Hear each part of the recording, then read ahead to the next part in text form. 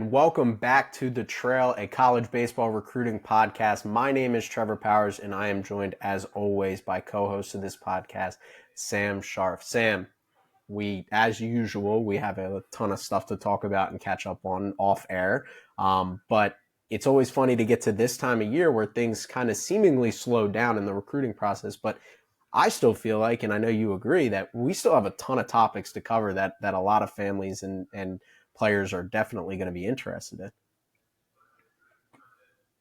Yeah, certainly. I think when you look at the recruiting process coming out of now the fall season in most of the country, you're getting into a heavy camp period. So a lot of questions pertaining to that topic. Fortunate to have another listener, send along some really pointed questions. So I know we're going to jump into that on the episode, and looking forward to continuing to give some really good information to players and families out there to impact the decisions that they're making, at this point in their recruiting process. Yeah, ultimately that's the goal. We say that all the time, right? And I think that as people have reached out, which again, if you're listening to this, whether it's your first time, whether it's that you've listened to every episode and you get excited when it pops up in your feed, remember, you can reach out to either of us, whether it's personally or also at thetrailrecruiting@gmail.com. We're willing to answer any questions. If you don't want your question on air, you just want kind of a honest conversation about your situation and your scenario, and you want our perspective, by all means, you reach out, you say it's confidential and you don't want us talking about it, on the airwaves. Either's fine, right? We're here to kind of help. That's what we want to provide ultimately. And that's why we have these conversations weekly, is to be able to give you information about the recruiting process. And everybody that's reached out has been very appreciative of the fact that they feel like this is not common, right? This is one of those where it's very hard to get, really good recruiting information. And I think that's one of the reasons why we're here trying to do this as much as possible. Yeah, for sure. And just add to that, fortunate to have some people that have, stopped me in person and said, hey, they've listened to the pod. And, some of the questions that we've gotten, from our listeners are things that they're also thinking about and wanted to know. So to the people out there, you're very rarely one of one when it comes to what you're experiencing in the recruiting process or the questions that you might have. So don't hesitate to reach out. It means a lot to us. And if we can keep the topics that we're discussing, pertinent to, our listeners, that's our goal, every time we sit down here and try and have a conversation. Yeah, I think I think this email that we got is the epitome of it, right? It's specifically about a 2026 graduate. And I think it's something that probably 90% of the recruiting landscape in the 2026 graduate class is kind of feeling at this point in time. So Sam, I'm going to read the whole email and then we're going to go kind of point by point and discuss the questions that were asked of us. So just real quick. So hi guys, really enjoying and appreciating your content as most of it hits reality for us right now and has been very educational and useful. My son is a 2026 first baseman. We got through coaches opening emails and some responding and some prospect camp invites and at those camps now. So kind of just updating where he's at in the process. But feel lost from here. Not sure how to generate momentum past this coming out of camps, especially if he just blends in at the camp. We hear a lot about coaches calling you, but there hasn't been anyone calling or knocking down the door, although he gets positive feedback over email sometimes. We are currently focused on mid-major D1s in the Northeast, which is kind of our neck of the woods, so good perspective from there from us as well. How do we approach the next phase of this process if no one is kicking down the door? How do we push the issue with coaches without coming off as desperate? All the while trying not to be naive to the market response, but at the same time not selling his talent short. He had the opportunity, goes on kind of using some information that I'm not necessarily going to read on air. I try not to be a biased dad type, and I know first basemen aren't the top priority of team, but he's big, strong, and powerful for his age. What should we expect coming out of a school camp as far as coach interaction? If coaches don't approach you post-camp, how do we take that? It sounds like requesting a phone call is the next step. Is that the way to flush all this out? Can you speak to how our son should go about this process? And if calls are achieved, what is the playbook or script for the call? How do we close a deal? I feel like time is quickly running out, so looking to cover this ground now. Can you also speak to our time frame and when we should be where for our situation? And when do we switch or start with D2 or D3 if we haven't already? Thanks again for this education as we try to navigate in a timely fashion through this process that is new to us. So, Sam, let's start at that first point. Obviously, that was a pretty long email and a ton of different points that we can discuss. So, how do we approach the next phase of this process if no one is kicking the door down? And I think this kind of goes hand in hand with that. How do we push the issue with coaches without coming off as desperate?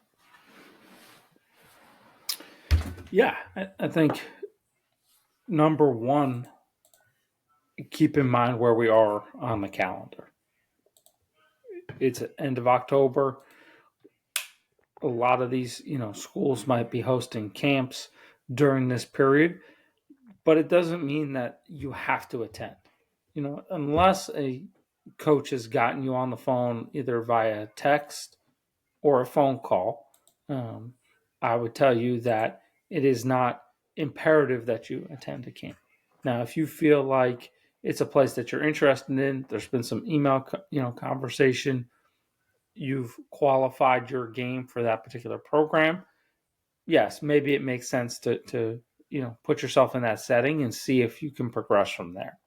But I think overall, for as it pertains to this particular player who's already attended a few of these prospect camps, is getting some feedback, but doesn't seem like the recruiting process is progressing in an aggressive manner.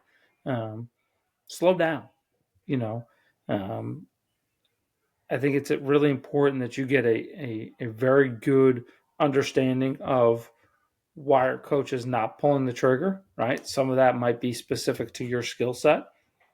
If that's the case, you're now getting into the off season and you need to map out the next, you know, 2 to 3 months here in the Northeast in terms of how you're going to address those shortcomings so that you go from a guy who's, maybe has some interest to an offer. It also could be a situation of just where those schools are in terms of their process and not being a referendum on you specifically. He mentioned that he's a first baseman. I would say from a positional value standpoint, that's down um, the chain in terms of what coaches and programs prioritize, right? It starts on the mound always. Even in this portal era, I think high school pitching, at that Northeast Division One mid-major level is something that is the focal point for a lot of these schools and trying to get the best arms they can on board right now, and then being strong in the middle. So catching, shortstop, center fielder, your premium athletes, those are going to be the guys who have the highest positional value to a program, right? And that's going to be the starting point of any class. So I would say as a corner infielder, bat, first baseman type, you're probably down the pecking order a little bit, just naturally in terms of how these schools are going about class construction. Um, and ultimately when you look at, um, I think the landscape as well, you know, it, for those guys who are hitters, um, high school hitting is always the toughest evaluation, right? And I want to kind of get your thoughts on that as a former college coach, but that's that's the biggest miss rate in terms of guys getting into the college level. So when you look at it from a perspective of the portal really, um, impacting, particular positions, right? Do I want to take a high school bat that, you know, hey, we like some of the skill set, the size, the strength, the bat speed, but haven't seen it, against consistently good pitching, whether it's fastball velocity, quality of the secondary, all the different things that you're going to encounter at the college level, versus a D1 transfer, even a D2, D3 college, player now in the portal where we have verified stats, via synergy. We understand, how he performs versus different velocities. We're able to, see, game tape and make a qualified decision. Prospect A, high school guy versus prospect B, transfer portal guy. Like you're going to be at a disadvantage, so you have to keep that in mind. And as a result, I think it also shifts that timeline a little bit because coaches will start to, obviously make a determination at the end of their season, right? If that's a need, right? That bat power, addition to a lineup, they'll look through their options in the transfer portal, see if there's anybody that they like. Doesn't mean that if they offer them, they're going to get them. But then as you start to now look towards that summer period, June, July, okay, hey, we didn't get anybody that we liked in the portal. Hey, here's a high school bat that we think projects pretty well into our, conference and level of play. Like that timing makes a little bit more sense for me in terms of looking how things have progressed in terms of how coaches evaluate positions. Yeah, I think to kind of build off your point there, I think it is the hardest thing to evaluate at the end of the day, right? Is how is a bat going to play at the next level, and from an evaluation standpoint, and we've seen this with a lot of guys more recently.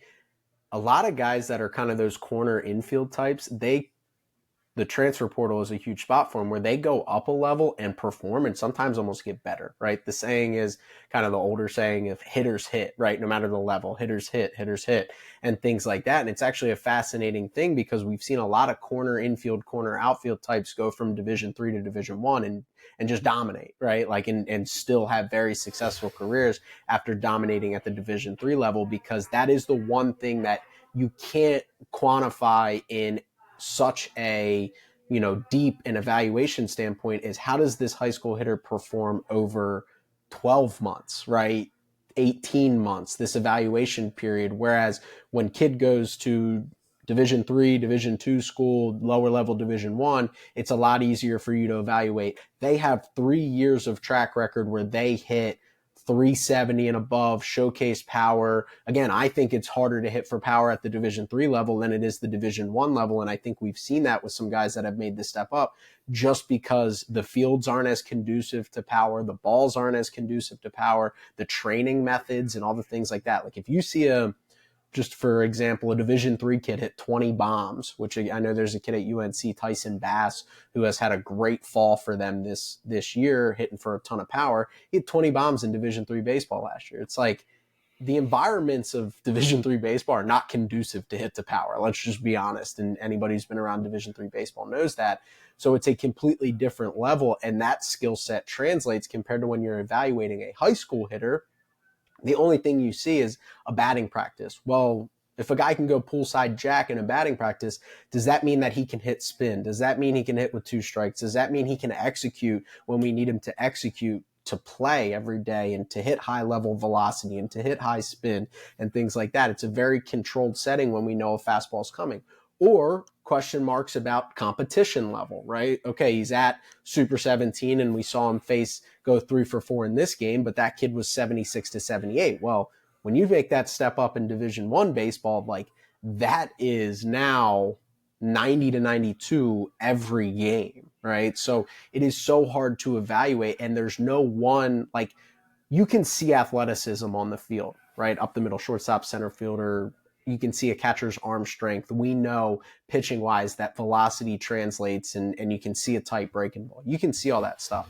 Seeing a kid go 3 for 4 doesn't necessarily mean that he can go 3 for 4 against 90 to 92. And just because a kid goes 1 for 4 against, good competition or bad competition, sometimes those kids surprise you when they get on campus, because just things that you can't evaluate: hand-eye coordination, tracking ability, the ability to react to high velocity, their training methods once they get on campus. So it really is so hard. And as a first baseman type, like as you were talking, it really kind of triggered something in me. It's like first baseman power types, they're class fillers. And that's not to say that they're not important, but we're at the end of the cycle. We have the athletes that we want. Like they're almost +1 types. Like I was really impressed with this kid physically. He showcased poolside power. He hit for, a couple doubles when I saw him with wood, handled high velocity. Like that's a guy that, like, let's get him in the boat on the back end, right? We see him in June, July. We already know we have 4, 5, 6 kids committed in the boat. We have our pitchers locked in and loaded. Let's add that power bat. They're usually not the guys that you see in August of 2024 as a 2026 grad and go, that's a guy I need. Now, there's outliers, right? The guys that hit multiple bombs at WWBA. Okay, yeah, like that is a unique kind of thing that some power hitters can do. But the reality is, I mean, Charlie Condon's a great example. Corner infield, corner outfield type, under recruited out of high school, preferred walk on to Georgia, goes on, performs at the next level. And he hit 480 in high school. He hit in showcase ball. He played for a high level showcase program. He did all these things, but he still didn't convince those coaches enough. And then he wins the Golden Spikes Award and goes number 2 overall, number 3 overall, right? Like, it is the least linear process of any position because it's the hardest to predict, as you say. And being a first base, corner infield only type, like, it's just one of those things where coaches are always going to have those questions and concerns, and it takes more evaluation. It takes more reps and opportunities to get those coaches to be impressed with the skill set that you're presenting. Yeah, absolutely. I think you make a good point there in terms of the sample size, right? And being able to see it, on a regular basis, and can you flash power, over the course of 20 to 30 at bats, right? And it just takes time to accrue that in front of coaches. To bring that back to the camp setting, like, probably a little bit tougher for that particular skill set to go into that setting and get an offer if there hasn't been substantial evaluation leading up to that, right? Versus a shortstop who's a 6'6" runner, he's 90 across, with good bat speed, it's gap to gap, and it's like, hey, right, the skill set flashes, we know that those things are going to show up every day. We really like his body, the way he moves. That guy is going to be, it's going to be more conducive for him to go into a camp and get an offer inside of a quick period versus that power bat. So I think, setting realistic expectations for the player and family in terms of how things are going to proceed, hopefully will mitigate some of that worrisome about why are these coaches not kicking down the door. Mm-hmm. In terms of following up with coaches though, and not trying to seem, desperate, I think it's important to be, you know, um, proactive, right? In terms of, going to camp and following up and saying, I had a great experience, really interested in your school. Do you have any feedback? It's a way to kind of build the conversation. Hopefully the coaches take the time to write you back, and then, take that information that you're receiving to again help craft that off-season strategy, because most likely if that's what one school is thinking and seeing, it probably reigns true across the other schools that are in consideration. So I think that'll be really beneficial on two fronts in terms of continuing the dialogue with that particular school and program post camp, but then also hopefully being able to extrapolate some information that will make this a really productive off season. Mm-hmm. Yeah, I think that's a really good point. Is any feedback you get, right? College coaches, like, as much as we want to act like these are perfect evaluators and they never miss on recruits, like, and every time you go out, they're going to be able to pick you out of a crowd if you're good enough to play at their school. The reality is it is a copycat environment, right? When I was recruiting, it was always one thing. It's like, if somebody asked me about my opinion about a player, I just give it to them. Like, nobody finds hidden gems at the end of the day, right? And we're all kind of in the same bubble in terms of how we evaluate. We all see the same things. Hey, he's got some swing and miss concerns, but I like this. I like the power, or, I really think he's got to work on this, or I don't think he can play shortstop at the next level. Like, there's nothing that anybody's really hiding. So if the coach does give you feedback and you are lucky enough to get that one response, use that, implement that into your off-season plan so that you can improve, because it might not end up in an offer from that school, right? Just because that coach gave that feedback and you implemented it and you got better in that department, that doesn't mean that school's going to turn around in March, May of next year and say, oh, you did it, here's your offer. It's not how it works. But there's definitely another coach at another program that might see the improvements and say, that's a guy that we want in our program.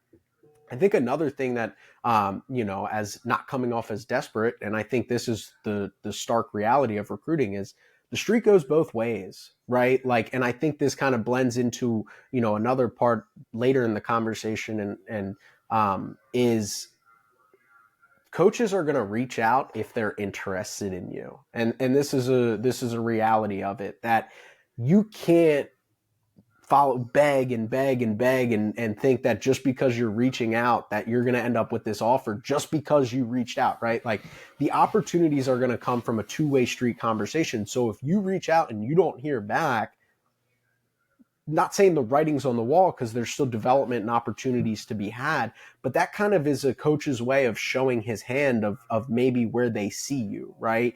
And so it's kind of one of those things that, like, if you're not hearing from coaches, understand that there's development that needs to be done. There's improvements that need to be done. So it's not necessarily like, so many people think that, I want to like, let's say you're the college coach, I'm the prospect. Like, I'm going to call Sam and get on a phone call and I'm going to impress him and we're going to walk away with an offer. It's like, that's not how it works, because if I'm not good enough to play at Sam's university, it doesn't matter what I do. I could be Shakespeare and write the perfect email and send over, the best thing ever and be amazing on the phone. But it doesn't change the fact of, if you're good enough, there will be contact. If you're not, there's some adjustments that need to be made, right? Like, to be blunt, I don't like doing that, but that's the reality of it. 100%. There is never been an email or a phone call conversation that has changed a skill evaluation that a coach has made on a player. I feel pretty comfortable in saying that. So, yeah, you have to be proactive. But the one thing I would say is, I don't even know how much it is of a two-way street, right? Like, it's the coach's decision, right? And he's Yes. going to Mm-hmm. proceed when he feels comfortable doing so. And, um, you know, you're not in a position to request a phone call or request a visit, Yeah. right? That's something that comes up a lot. I think with players and families, I would like to go and visit. Well, hey, there's, the admissions guide tour, and if you want to learn more about the school, but coach is going to bring you on campus when he's ready to do so. And the cadence of their process, is ready to move forward with calls, visit, and so on. And again, everybody approaches that a little bit different on the program side, right? There are schools that move very fast, right? I've been part of recruiting processes where, within a 2 to 3 week period, there's a multitude of phone calls, there's a visit, and, the kid's offered and committed. Some guys, like to take months and build out that relationship, via text and phone as a lead up to a visit and offer. So, coaches are going to move at a pace that they're comfortable with, but you don't get to request any of that. That's going to take place when, they're ready to do so. Yeah. And I think that brings us to our next question, right? So it's kind of like a three-parter here. What should we expect coming out of a school camp as far as coach interaction? If coaches don't approach you post-camp, how do we take that? Sounds like requesting a phone call, which obviously you said is the next step. Is that a way to flush all this out? Can you speak on how our son should go about this process? And if calls are achieved, what is the playbook or script for the call? How do we close a deal? And I think we obviously hit a couple points there, but let's kind of start on what should we expect coming out of a camp, right? And what maybe is the process post camp, and then we can kind of segue into a phone call and maybe a script or how to handle that conversation.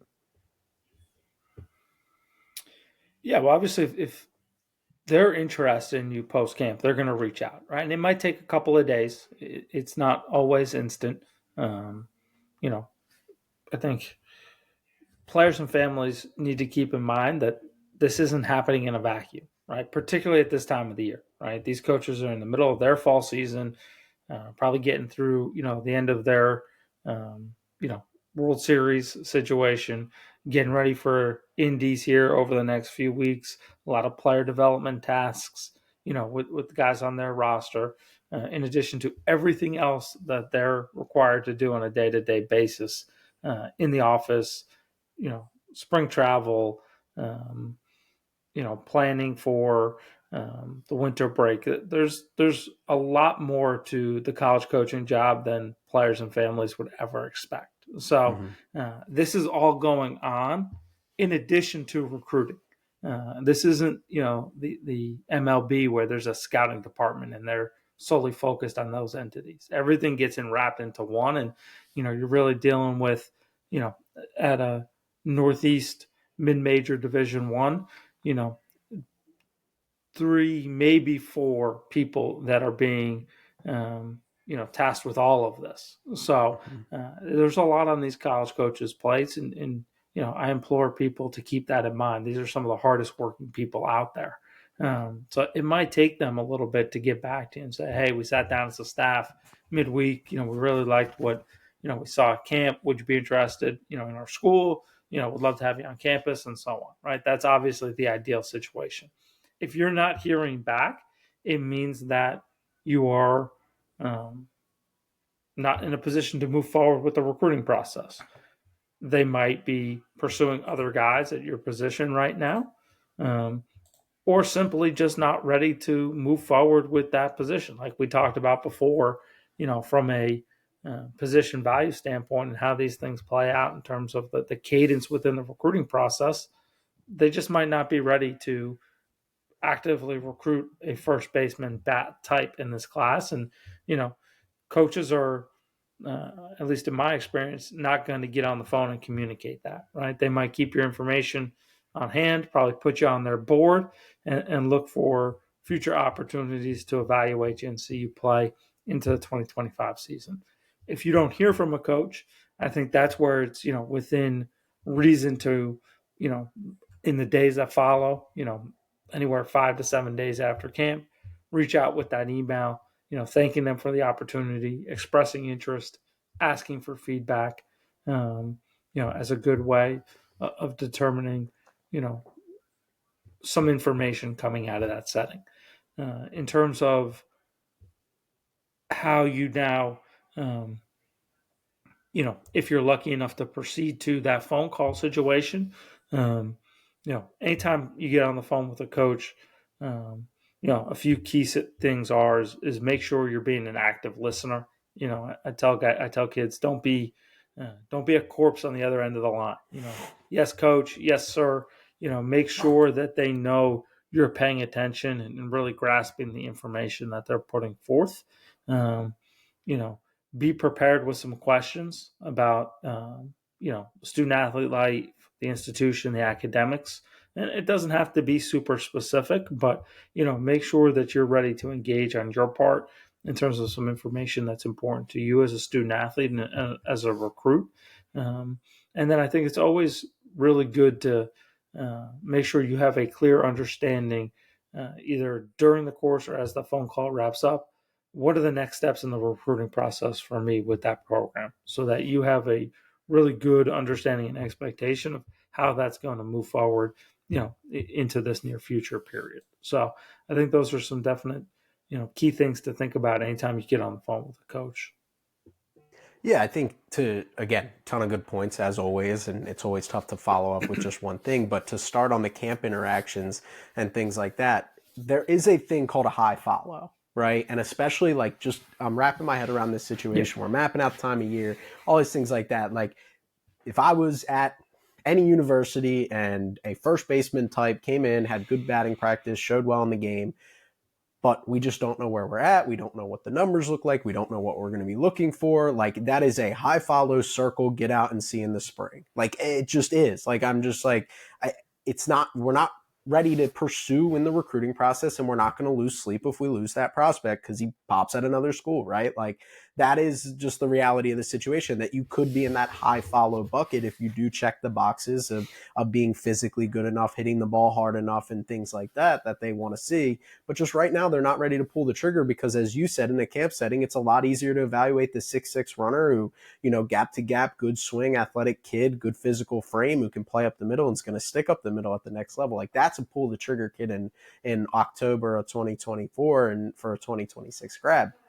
The hitter type, it's not, right? It's one of those we got to see, we got to let it season, we got to let it marinate and give us something down the road of that's a prospect that we've fallen in love with because we've seen him more, or that's a guy that I'm glad we didn't pull the trigger on him because we went out and saw him face, X school down the road that has really good arms in Division I talent. He went 0 for 4 with 4 strikeouts. Like, we got to see that. We got to know that. We can't be offering scholarship money to that kid. So that is a thing. But always, like, again, like, it's one of those things. Don't come off as desperate. Don't bombard their emails. But after every camp, if you don't hear back from them, For follow sure. up with an email for feedback. Like, that's the whole purpose of trying to see where you stack and getting that feedback. So reach out to a coach. Be open to the honest feedback that they give, and don't say, well, coach wasn't, and again, I know there's bad camp experience. Well, coach didn't give me any feedback or things like that, not good feedback.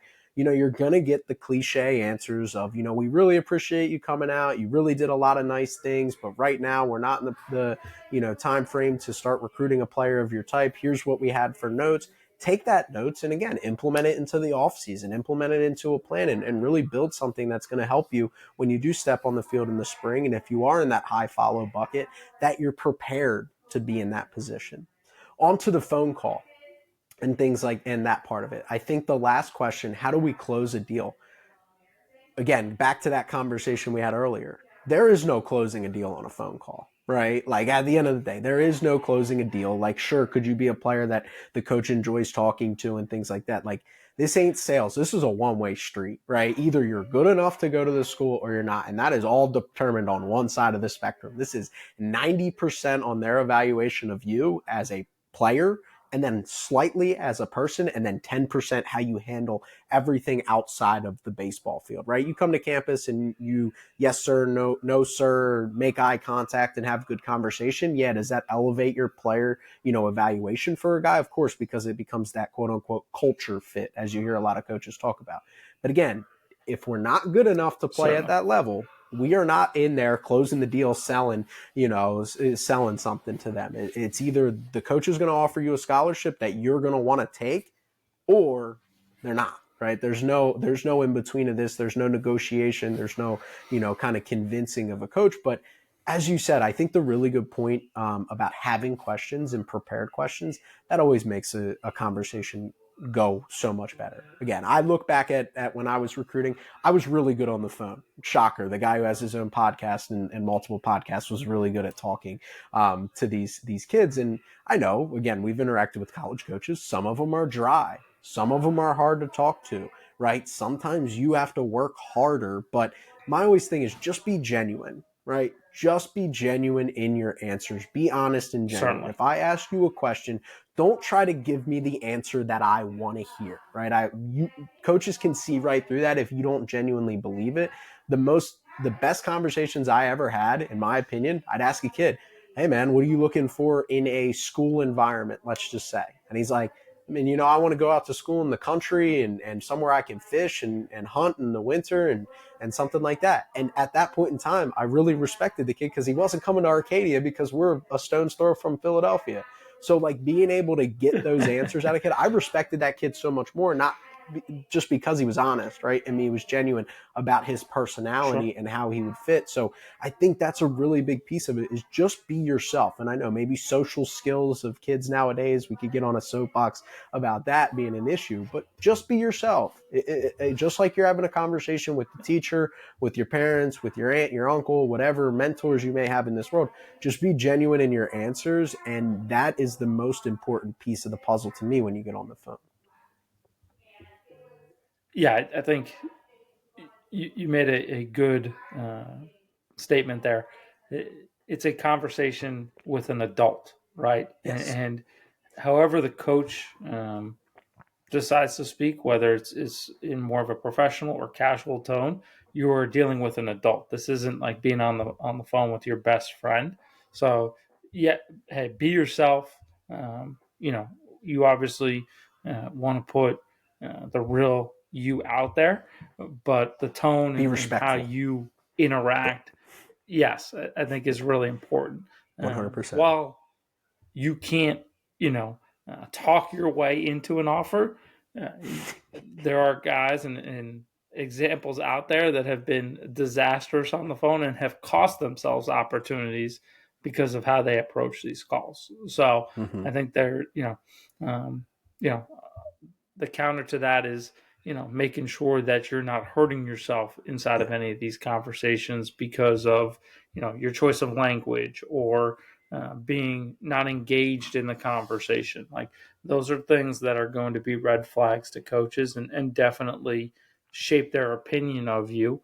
As they now look right. Hey, we really like the skill set, but you know, you walk into any college baseball coach's office in America, right? And you look at their board, they just don't have one shortstop up there, right? There's a group of players. So, um, hey, we really like the skill set, but the personality is a turnoff.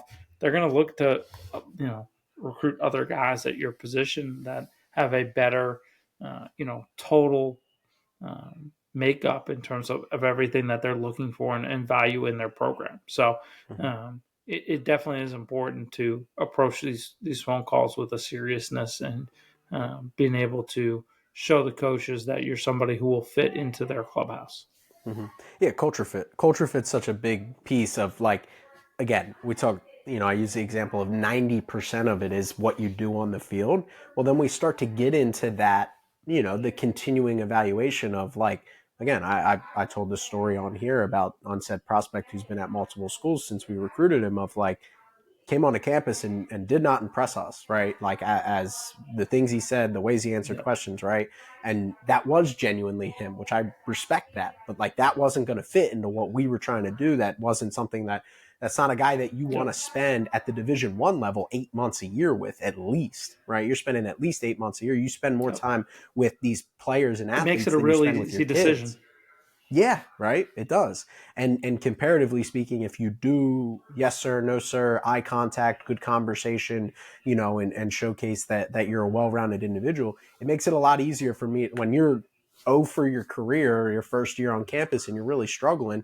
If you're a good, respectful kid on campus who can pass classes and shows up to practice on time early and paying attention and doing what we need to do on and off the baseball field, like it's going to be a lot easier pill to swallow than the kid that comes on campus and he can be the most talented individual, but he's, rotten in the locker room and doing the things like that can be good. So again, you're not going to close any deal on a phone call, but it is the continuing evaluation of a college coach and things like that.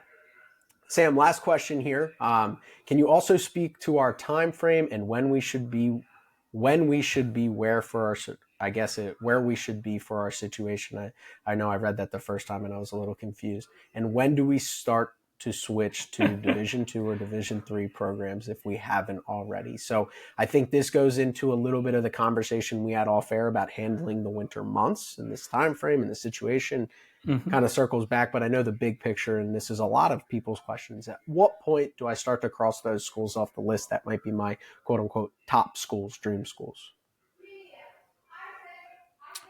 Yeah, I think just looking where you are from a time frame. I know we mentioned this earlier in the episode, but you get into this November period, and I think it's advantageous for most players to really start to shut down the camp showcase um, mindset and transition into the off season and make this the most productive 3 month period that you've had in your career in terms of taking your game to the next level, whatever you've identified in terms of helping you elevate your skill set as a prospect, and then really looking towards the 2025 season. There'll be some camps in that mid January, early February period before the college season begins. And that might be a good time to revisit a school, right? If you've taken their feedback and progressed in those areas, it might make sense to revisit an opportunity.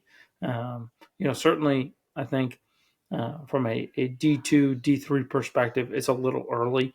I don't know of many, if any, Division 2 or Division 3 schools that are recruiting the 2026 class right now. A lot of those guys are really wrapping up 2025 still into this point in the calendar.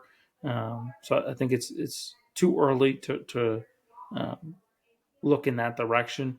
I would say by the time you get to April, May of this coming year, it's probably important to continue communicating with the Division 1 targets, right, that you want to pursue, and then maybe starting to intermix some of the D2 and D3 top targets that you have, so that you have a really good, um, you know, um, built out list of coverage, across the different levels of college baseball, and That way, you don't get to, not to move the conversation too far into the future, but you don't get to August and you kind of have to start that process. So I think as a precursor to the summer, if you're able to build this consensus of, hey, these are schools at the D1, D2, and D3 levels that are all great opportunities for me, and you start to be proactive with those coaching staffs. I think that time frame and that strategy makes a lot of sense. Yeah, I think it really comes down to, from a time frame perspective, I think to complement you and where you're at in this situation, the person that asked this question is, you're in a good spot. There's a lot of athletes that want to make up for time come next June, right? Like they almost expect offers to fall out of trees. They expect these opportunities to come from thin air, and you're being proactive. You're thinking about moving on, right? Which it's way too early to even start thinking about. Yeah, identify some schools in the Northeast. We both know there's Agreed. a ton of great Division II and Division III programs. At least highlight them and acknowledge the fact that, like, hey, these might be really good opportunities for me in the future as I get into next summer. But the reality is the majority of schools are still going to be wrapping up, and probably a decent amount of the summer wrapping up 2026s as you get into July. I think the benchmark for me, where it really becomes, again, we've seen athletes that want to make up for lost time and email every Division I program in the school in August. It's like, bro, your chance is done, right?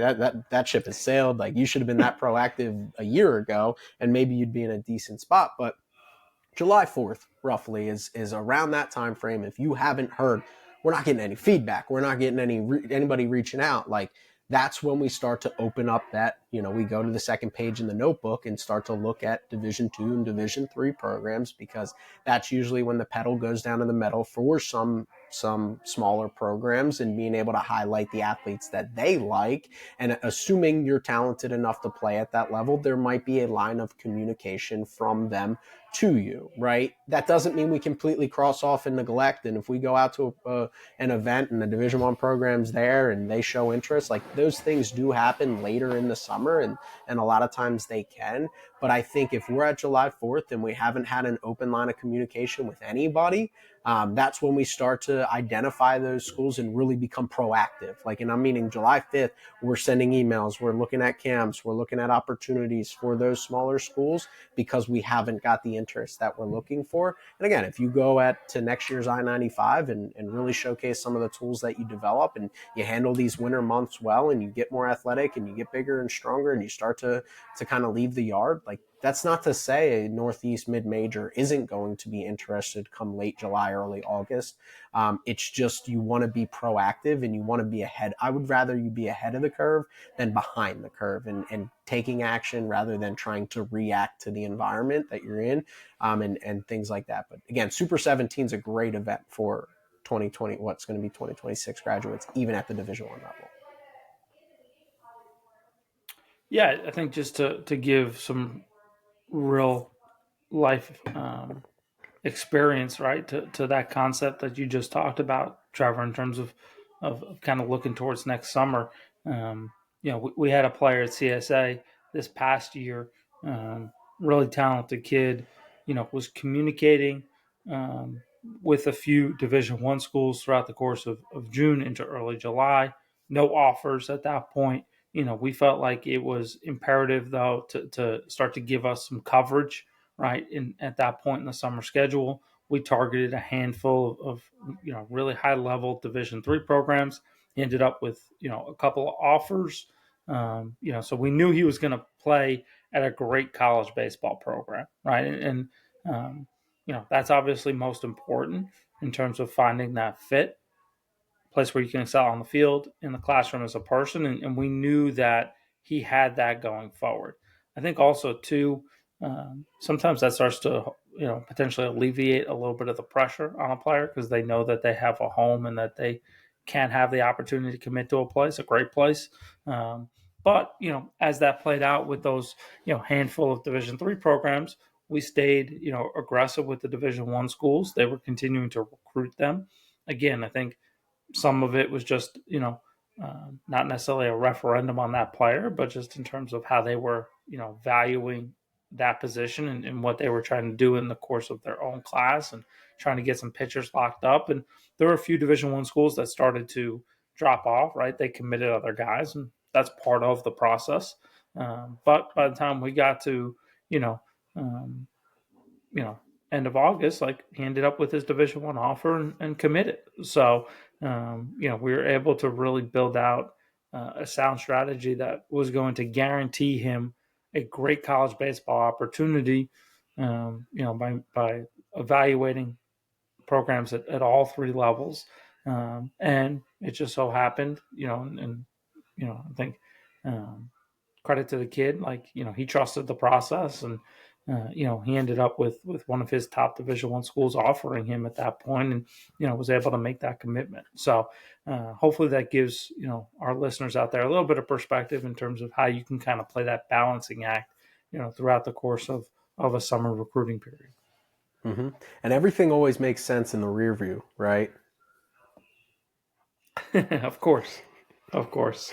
And I think that that's the perspective we try to bring, especially with that real life example that you just used right there, is like that kid on October 25th of last year was probably sweating it out, thinking that he was never going to have his opportunities, and maybe had some form of communication. But I'm sure now he sits there a year in advance and looks back and goes, wow, we made a lot of really good decisions. Sure, there were stressful times. Sure, I was worried for a little bit, but I'm really excited about where I settled on in this process.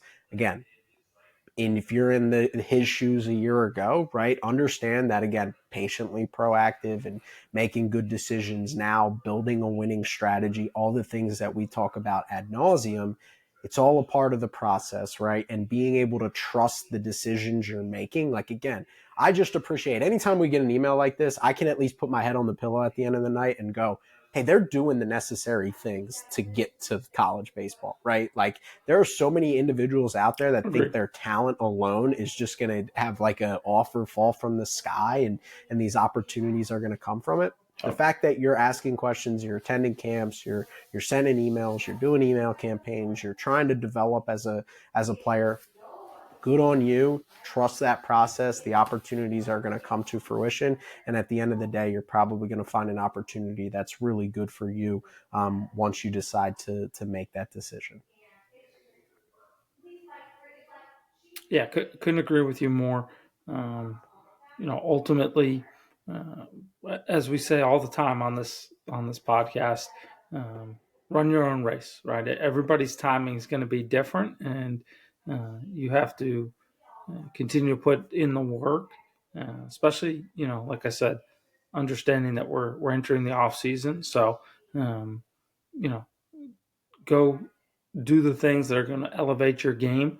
Um, you know, do those things in quiet, and when you come back onto the camp or summer ball scene, like, you're going to be in the best position for yourself to hopefully move the process along with those Division One schools. But knowing that there is a good opportunity out there for you in college baseball if you're proactive and seeking out the best fit. And ultimately, to even go bigger picture, all conference votes don't deter or aren't determined by when you were committed to your school, right? You could be the last ad of the last class, and No if you doubt. take ownership of your career and develop into a really valuable baseball player for a college, again, the draft doesn't go, well, he wasn't committed in August of 2025 or 2024 as a 2026 grad. He's obviously not good enough. No, just keep developing, keep running your own race. Those opportunities are going to come. And ultimately, because the end goal of playing college baseball is having a successful college baseball career. It's not committing. It's not that Instagram post. We're not chasing the commitment. We're chasing the development into the best baseball player we can be. So, quick question in the chat here, Sam, and I think I'm definitely going to answer it here, but I'll definitely want your opinion on it. Our good friend who's been in the live chat for a ton of different episodes, Cats Canes Heat 305, asked us, just kind of, it's a three-parter here, so I'll show the first one and the last one. Question to both of you: what is a good batting average in high school baseball for a junior? And also, does it depend on the level of competition he's facing at high school? And how many quality arms that was a kind of the continuation of the question, are these guys seeing in high school? His main question is just, what are these coaches seeing at the end of the day? And kind of goes on to use an example. So I'll kind of answer those questions. Maybe you've done a little bit more batting average evaluation and things like that. Maybe you keep track of your guys as they go through the spring. But I never really cared about batting average from a guy in high school. Now, again, in the Northeast, it's different than obviously our friend here's a friend of Miami in South Florida, right, where guys are facing really good high level competition. That's a different conversation. If you can put up really good numbers there, that might matter to me as an evaluator. But in the Northeast, a lot of the things, since you're asking what are coaches seeing, it's tools. It's, things like how hard can they consistently hit the ball, right? Do they strike out a ton? Is there swing and miss to their game? Again, like we said, like these coaches are evaluating in such small samples of whether it's a showcase week, whether it's a showcase day, right? Whatever it is, whether it's a camp setting, where it's like, how can I take this snapshot of a guy that's right in front of me and then get the evaluation that I need of whether they're going to hit at the next level or whether they're not? And the reality is that's why evaluating hitters is so hard, because you don't get that big, long sample size of seeing guys take 150 at bats compared to you're evaluating in that, snapshot of a guy in that day, in that setting, how he felt, competition he's facing, all the things like that that come into play. So you do see a lot of guys that might have lower averages than you think that commit to better schools than guys with better averages. We see that all the time. Division III kid at X high school in South Jersey is committed. He's hitting 450, and then Division I commit who's going to Rutgers is hitting 310. Well, what's the difference? Physicality, power, a lot of times, projectability, what we're seeing that guy can be down the road. So that's a huge piece of it, I think, is it's never going to be a stat line evaluation. You're never going to kind of simply, you're always projecting what they can be, not what they are at that present moment. So I think that's a big piece of it. And then in terms of the quality arms and the quality competition, yeah, I think a kid who hits 450 in South Florida is different than a kid who hits 700 in New York, right? Like, it's just the reality of it is the competition's better. They're seeing more high level arms. They're seeing higher level velocity. They're seeing draft guys. They're seeing Division I guys on a revolving door. Whereas in New York, in some spots, they might never see a college commit. I know kids that have gone on to play college baseball that literally never faced a college commit through their whole year. It was just kids that enjoy playing baseball, and it's a lot of 76 to 78 compared to 90 to 92. So when we're evaluating guys, it's usually one of the things, but I would say usually high schoolers, depending on their level, see about one seriously quality arm, two quality arms a week, right? Probably depending 3-4 games a week. One really, really high level arm a month, probably like pro guy, depending on the state. I know you're probably an example of Jersey. Usually there are a ton of pro guys trickled in through this state. So, kind of obviously when it comes to the stat line, again, that's a piece of the puzzle. I've seen kids hit, I mean, I'll put my hand up. I hit a buck 90 in high school and never hit that low in college, obviously, and felt like I had a lot of success. And I know kids that hit 400 in high school that didn't even play college baseball. So again, progress is still a developmental sport. It's still one of those things that you want to see, but everybody runs their own race in terms of development as well.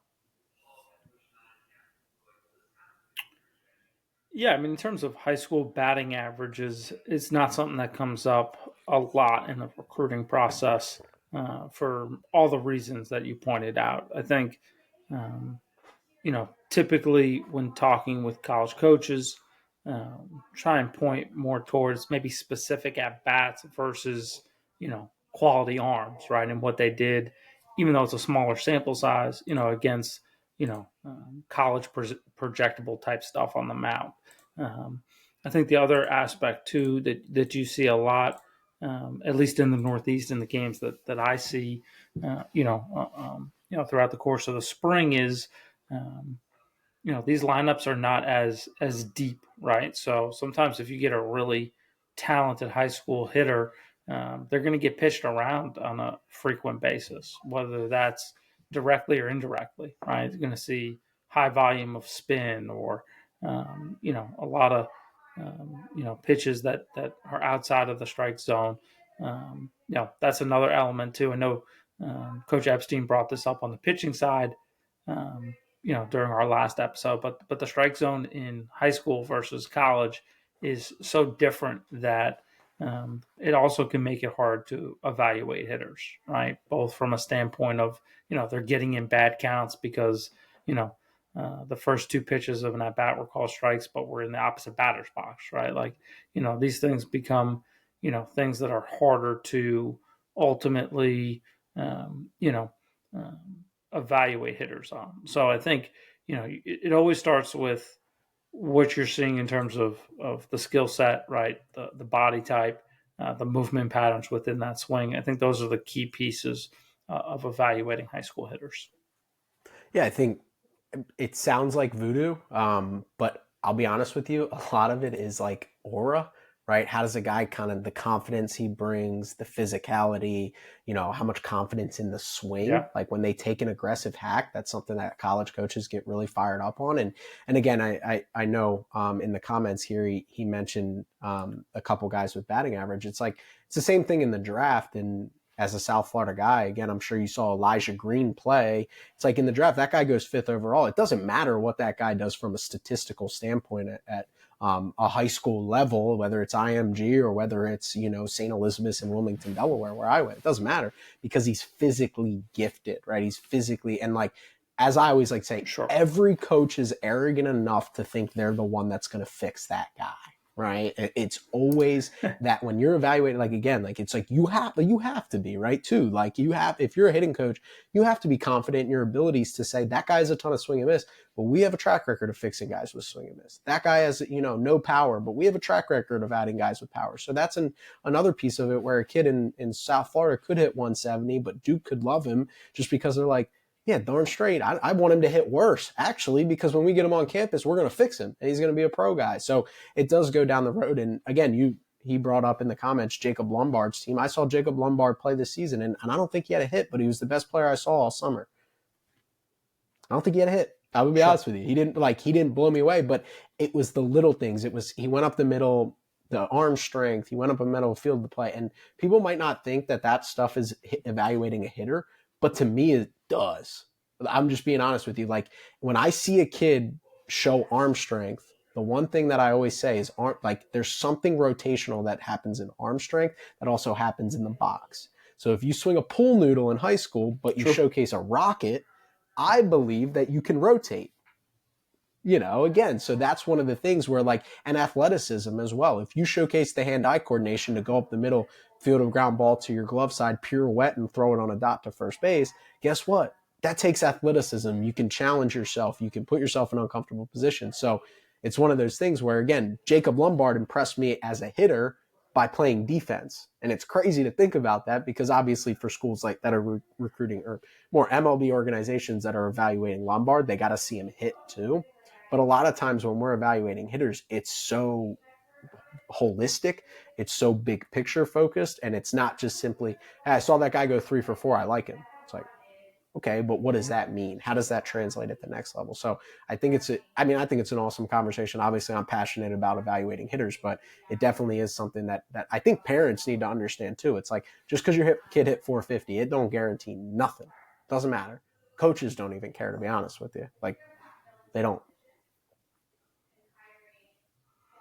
Yeah, again, and we brought this up earlier in the episode, but evaluating high school hitters is extremely difficult. It's why the portal has become, so popular in terms of taking those guys, whether it's a Division 1 transfer or even D2 and D3, right? Like, go watch a game in the PSAC or the NJAC, right? Division 2, Division 3, respectively. Like the arms you're seeing day in and day out are completely different than high school baseball in most regions of the country.